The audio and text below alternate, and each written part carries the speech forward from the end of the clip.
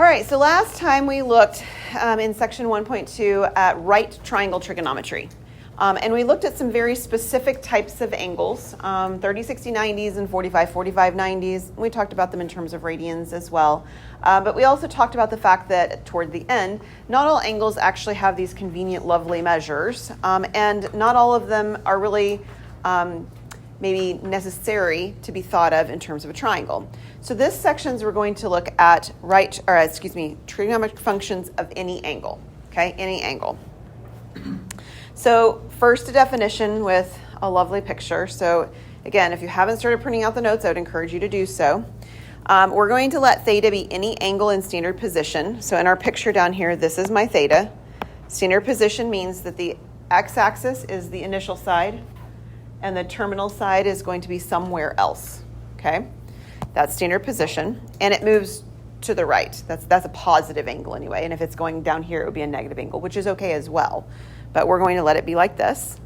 We're going to let P of xy be a point on the terminal side of theta. So right here is P of xy. That's just a point, some ordered pair. And R is equal to x squared plus y squared. So this is our length x. This right here is our length y. And this is my length r. And we did the Pythagorean theorem last time, right? So r squared is equal to x squared plus y squared. So r is equal to square root of x squared plus y squared. So if we have this case, then the distance from for 0, 0 to x 0 is going to be this r value. Then the sine of theta is y over r. The cosine of theta is x over r. And the tangent of theta is y over x. And if you remember what we did with right triangles, this is exactly the same thing. So if I'm looking the sine of an angle, it's the opposite over the hypotenuse. Opposite's y, hypotenuse is r. Cosine is the adjacent over the hypotenuse. Adjacent is x, hypotenuse is r. And then tangent is opposite over adjacent, which would be the y value over the x value. Is that okay? How do we get cosecant, secant, and cotangent?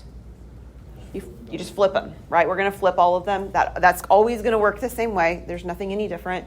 So each one of these is right next to its corresponding co-value in terms of the reciprocal anyway, and we're going to be able to flip them. So this is r over y, r over x, and x over y. Okay, so this will work for any point in space that we're working at. And we're going to do an example of one. Okay, so this x value, this y value are given to us in this problem as that x is 3 and y is negative 3. So I'd like for us to draw this image to get a picture in our minds of what's going on. So positive 3, okay, hang on. Positive 3 for x. And negative 3 for y puts me down here. Everybody good so far? So the side that's terminal is actually down here. Whoops, that was a mistake. Okay, never mind. I'm going to have to draw it by hand. It doesn't want me to draw that arrow.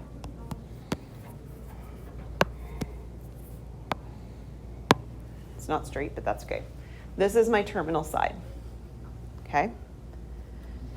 So I can create a triangle using that as a terminal side, but the triangle always goes back to the x-axis. In this case, the triangle is going to look sort of like it's flipped upside down. That's okay, it doesn't matter. We're going to have this triangle going on, like this, okay? Now, this is the point 3, negative 3. That's what we identified it as to start with. The x value up here is 3.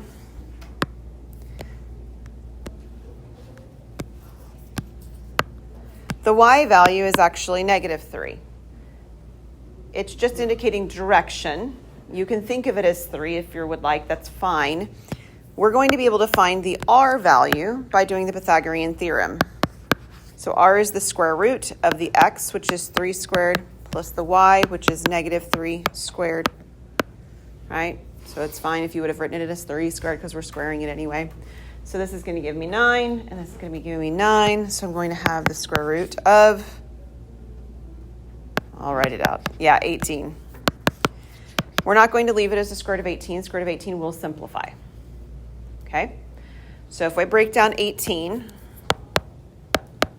what will it simplify into or break down into? 6, 3, 9, 2. Okay, so we can do 6 and 3 or 9 and 2. 6, 3 is what you mentioned first, so I'll mention that one first. And then the 6 will break down again because it's also composite into 2 and 3. We have a pair of 3s here, right? So that pair of 3s can come out as a single 3, and the 2 stays underneath the radical. Simplifying radicals, if it's been a while and you need some brushing up on that, come see me, talk to the Success Center when these come up, and we'll brush up on that, okay? But that is a prior requisite kind of thing that you've seen before, even if it's been a while. So we have 3 square root of 2. That is the length of R here. Now that I have the 3 sides of the triangle, I'm going to be able to find the 6 trig functions based on what we did over here, right? Y over R, X over R, and all the others, okay? You can also think of them in terms of the actual triangle if that's helpful. If you like the sine, cosine, theta, right? So Katoa kind of imagery, you can do it that way. Okay, so either you can think of this as X is 3, Y is negative 3, and it does matter that it's negative, okay? That the location does change some things here. We need to make sure the negative is in there for that purpose. And then the R is 3 square root of 2. So if I'm doing the sine of theta is supposed to be Y, which is negative 3, over R, which is 3 square root of 2. The 3's are going to cancel, right? They're going to simplify. And I need to rationalize the denominator. So I'll multiply by square root of 2. We talked about that last time. This will end up giving me negative square root of 2 over 2. That's the sine value. Okay? Radicals on top, that's fine. Radicals on bottom, we're going to change it. Cosine. The cosine value is going to be X over R. Well, X is 3 and R is 3 square root of 2. So again, my 3's are going to simplify, and I'm going to multiply top and bottom by square root of 2. So I get square root of 2 over 2. So the sine value ends up being negative. The cosine value ends up being positive. That's okay. And then the tangent of theta should be Y over X, right? So the Y value is negative 3. The X value is positive 3. And if I simplify, this is negative 1. So these are the 3 trig values that are the most familiar to us. And the way that we get all the other 3 is by doing reciprocals, right? We're just going to flip things upside down. Now, we talked last time about flipping them at a location that makes sense, right? So that I don't have to re-rationalize something or do it again. I don't really want to re-rationalize things. So if we're careful, we go back to the right location, we can do that. The other thing we can do, and I'm going to do this on this one, is that we could actually go back to what it said that they're supposed to be, right? The cosecant of theta is R over Y. Yeah? So if I think about it from that perspective, cosecant of theta, instead of thinking about reciprocating the actual value, and I do R on top, which is 3 square root of 2, over Y on bottom, which is negative 3, they'll reduce very quickly, and I simply have negative square root 2. That negative's running into it. Let me shift that over just a little bit. All right.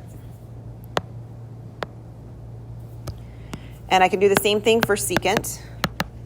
It's R, 3 square root 2, over X, which is 3. 3 square root 2 over 3. The 3's will cancel, and I'm going to get just square root 2. And the cotangent, instead of being Y over X, is X over Y. X is 3, Y is negative 3, and I get negative 1.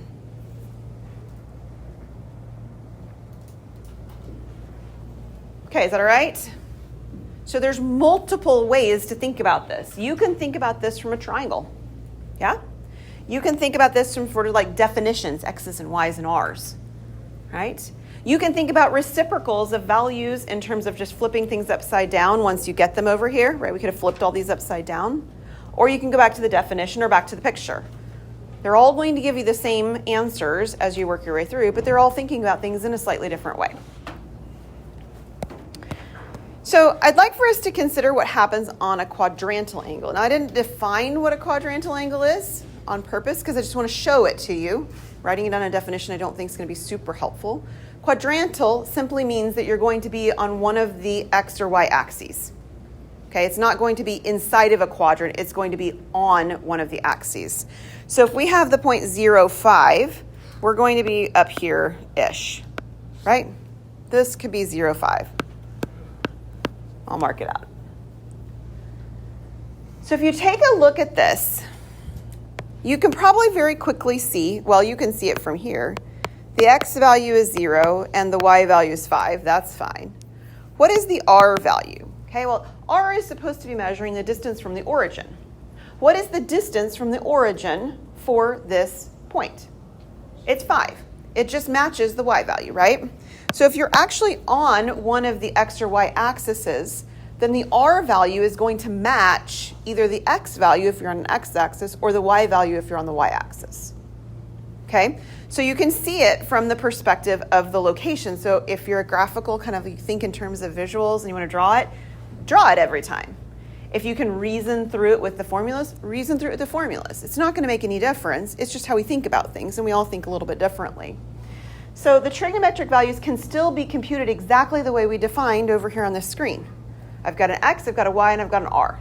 Okay, so I'm going to jot those down. We have x is 0, y is 5, and r is 5. And we can find all 6 trig values from that. So the sign is going to be y over r, right? That was what we defined it to be. Y is 5. R is 5, so the sign value is 1. Cosine is x over r. Well, x is 0, r is 5, 0 over 5 is 0. And, tangent is supposed to be y over x. Well, y is 5 and x is 0. What is 5 over 0? Undefined. It doesn't exist, right? We can't divide by 0.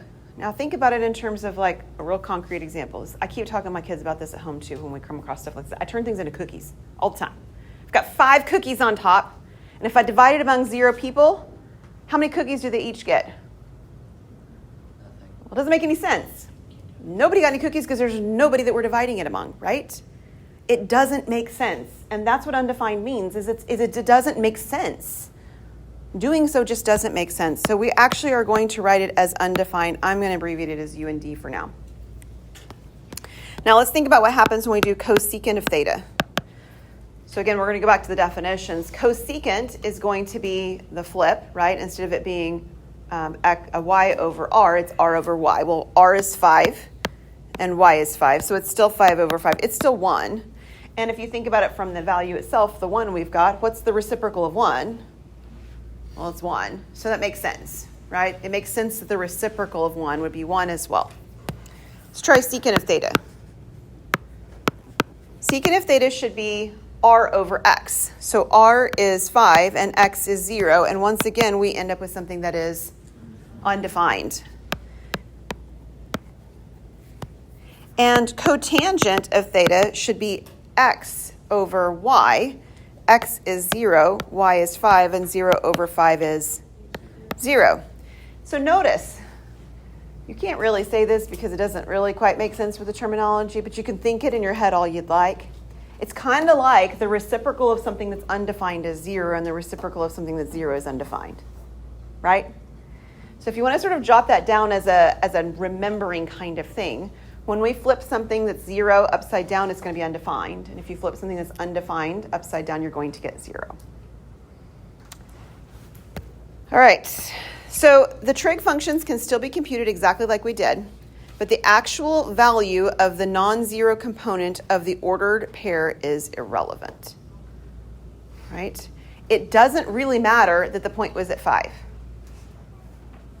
If this point had been at 0, 3, all the trig values would have been the same. I'd have still got a 1, I've still got zeros, and I've still got undefineds. If this point had been at 0, negative 7, right? And instead my location had been down here somewhere. When I computed all 6 of these values, they'd have been the same. So it doesn't matter where I am along the y-axis, I'm going to get the same 6 trig values. And the same is true if I were on the x-axis. They won't match the y ones, but they'll match one another. So the actual value is irrelevant. It's kind of important for where we're headed next, but it sort of feels like it's just a nice thing to sort of notice right now, right? Like, oh, that's an interesting feature. Chalk that up to something I don't need to remember. You don't actually have to remember it, but it will come into play in a little while. All right, we're going to do one more, and I think we'll stop because I think that'll be a good spot and good timing. So we're going to evaluate the trig function at the quadrantal angle, or we're going to state if the expression is undefined. So this one doesn't give me an ordered pair like the last one did, right? 3, -3. That was the first actual full example we did. It doesn't give me an ordered pair like the second one did, which was 0, 5. It gives me an angle measure. But it's okay. I can do this with an angle measure as well. I just need to figure out where I am. Where is 3 pi over 2? 270 degrees. Where in space am I? Can you visually describe it? On the bottom, right? We're down here somewhere, right? We've gone all the way around here. It's 270 degrees, just like was mentioned. It's 3 pi over 2. You're down here. And it doesn't matter where I put that dot. I can put it anywhere. Because that's what I learned over here, is it doesn't matter where the point actually landed, right? I get the same values. So we can pick a point if you want, and the point that's nicest to pick would simply be to let it be 1, wouldn't it? Why not? Just let it be 1. So this is at, in this case, -1, because we're on the negative part of the axis. This is at -1. So the ordered pair here is x is equal to 0 and y is equal to -1. If you want to pick something else besides -1, you be you and do it. It's not going to matter, okay? So this is the point I'm going to use. This is x, this is y. What is r? Close. 1. It's just 1. R is always going to be a distance. It's the distance from the origin. It's 1. All right, let's find our 6 values. The sine value is supposed to be y over r. Y is -1, r is 1. -1 divided by 1 is -1. Sorry, I left off my negative, but yes, it is. There we go. Cosine of theta. Okay, that's x over r. X is 0, r is 1, 0 over 1 is 0. Did it last time. Tangent of theta. Y over x. Y is -1, x is 0. This is undefined. All right, let's flip all of these from the values this time. The cosecant of theta should be the reciprocal of -1. What is the reciprocal of -1? It's -1. Secant of theta should be the reciprocal of cosine. What's the reciprocal, I cringe a little bit, of 0? It's undefined. It's not really good terminology, but we're going to think of it like that anyway, okay? And then the last one is the cotangent of theta. Well, that's supposed to be the reciprocal of tangent. Tangent's undefined. What's the reciprocal of being undefined? 0. It's 0. And this will happen on our quadrantal angles. Lots of zeros and undefines. The other locations end up being 1s and -1s. All right, we'll stop there today. We will pick up